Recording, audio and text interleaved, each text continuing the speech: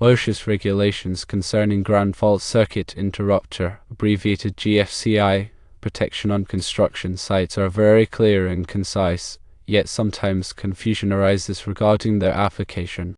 Let's delve into the details to clarify the requirements. The primary regulation is 29 CFR 1926.404 Berni, which mandates approved GFCIs for all 120-volt, single-phase, 15 and 20 amp receptacle outlets on construction sites that are not part of the permanent wiring of the building or structure and which are in use by employees. This regulation aims to protect workers from electrical shock hazards by interrupting the circuit when a ground fault is detected. The key aspect here is that the regulation does not specify the type of GFCI protection required. It simply states that approved GFCIs must be in place. This means that a GFCI circuit breaker installed at the source of the temporary power distribution system is sufficient to meet the requirement, provided that it is properly sized and installed. Portable GFCI cord sets are another way to provide GFCI protection. These devices are designed to be plugged into standard outlets or extension cords, providing localized ground fault protection. However, the use of portable GFCI cord sets is not mandated by OSHA when GFCI circuit breakers are already in use. Some inspectors or safety personnel might suggest that portable GFCI cord sets offer faster tripping times and therefore better protection than GFCI circuit breakers. While it is true that the distance between the fault and the GFCI device can influence the trip in time, this is not a factor that OSHA specifically addresses in its regulations. The speed at which a GFCI device trips is primarily determined by its design and manufacturing, not by the distance to the fault. Class A GFCI devices, which are commonly used in construction, are designed to trip when a ground fault current of 6 mA plus or minus 1 mA is detected. The tripping time for these devices is typically very fast, usually within a few milliseconds, regardless of whether it is a GFCI circuit breaker or a portable GFCI cord set.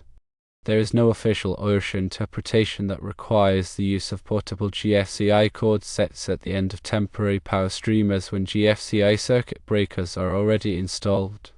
OSHA's focus is on ensuring that GFCI protection is in place, not on specifying the exact method of providing that protection.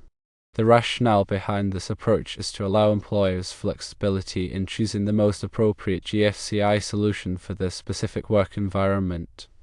If an inspector or safety officer insists on the use of portable GFCI cord sets despite the presence of GFCI circuit breakers, it is important to have a clear understanding of the OSHA regulations and to be able to communicate that understanding effectively.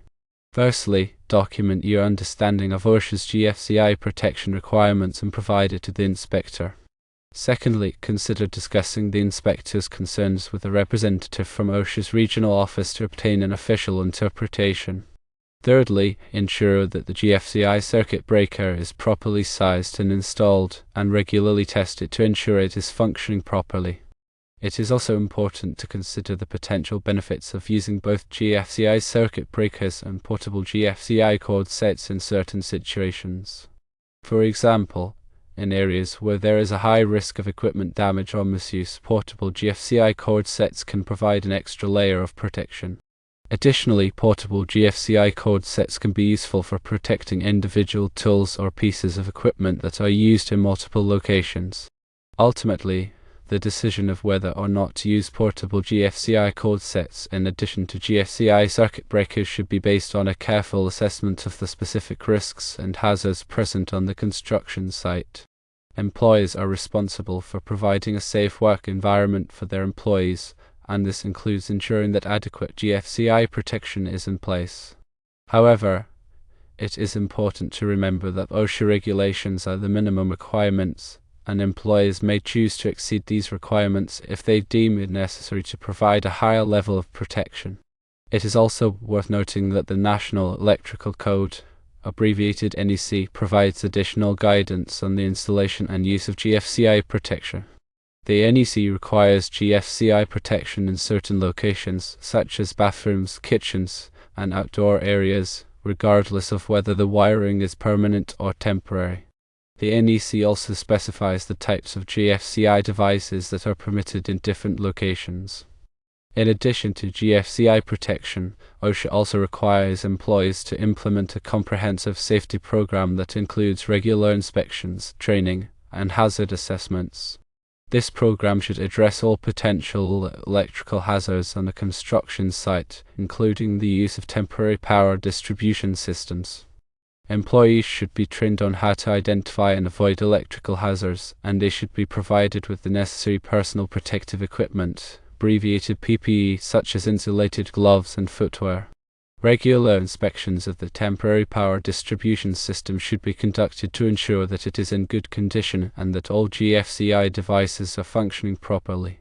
Any damaged or defective equipment should be immediately repaired or replaced. Hazard assessments should be conducted to identify any potential electrical hazards that may not be covered by OSHA regulations or the NEC. These assessments should take into account the specific conditions of the construction site and the types of work being performed. In conclusion, OSHA's GFCI protection requirements are designed to protect workers from electrical shock hazards on construction sites. While GFCI circuit breakers are sufficient to meet the basic requirements, employers may choose to use portable GFCI cord sets in addition to provide an extra layer of protection. It is important to have a clear understanding of the OSHA regulations and the NEC, and to implement a comprehensive safety program that addresses all potential electrical hazards on the construction site. Remember that safety is paramount, and it is always better to err on the side of caution when it comes to electrical safety. By following these guidelines, you can help to ensure that your construction site is a safe place to work. Always prioritize safety and continuous education on electrical safety practices. Understanding the nuances of OSHA regulations along with adherence to the NEC is critical for creating a secure work environment. Ensure all electrical equipment is inspected regularly and any faults are addressed immediately. Promote a culture of safety where employees feel empowered to report potential hazards. Regular training sessions should be conducted to keep workers updated on the latest safety protocols and best practices. The consistent application of these measures will significantly reduce the risk of electrical accidents and promote a healthier, safer workplace. When dealing with temporary power setups, it's not just about meeting the bare minimum requirements, but also about considering the practical aspects of the site. Factors such as the presence of water, the type of equipment being used, and the overall layout of the area should influence decisions on additional safety measures. For instance, in locations where equipment is frequently moved, portable GFCI units can offer added flexibility and protection.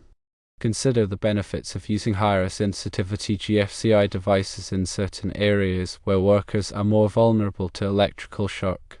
This proactive approach demonstrates a commitment to safety that goes beyond mere compliance, fostering a work environment where the well-being of every individual is prioritized.